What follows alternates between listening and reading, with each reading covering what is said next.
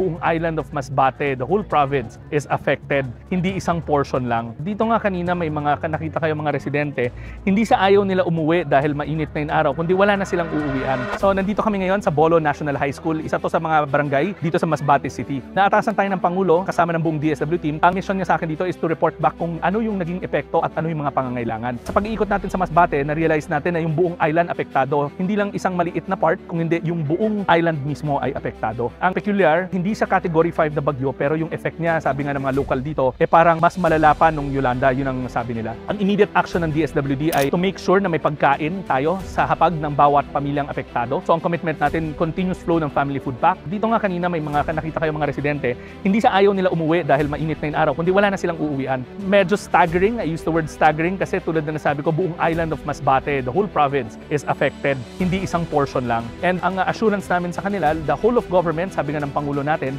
ay tatayo sa likod ng mga Masbateño, hindi tayo bibitaw hanggang magsimula sila ulit ng kanilang mga buhay. Ang post goal ko, dapat we restore back normalcy sana bago magpasko. Pangalawa, gusto kong magpasalamat sa local government unit natin sa pamumuno ng ating gobernador, Richard Co, pati ng kanyang mga kasamahan na mga mayor, kasi talagang hands-on sila, kasama ko nga sila ngayon nag-iikot. So again, ang aming mission, food on the table so they can restore back their lives to some type of normalcy.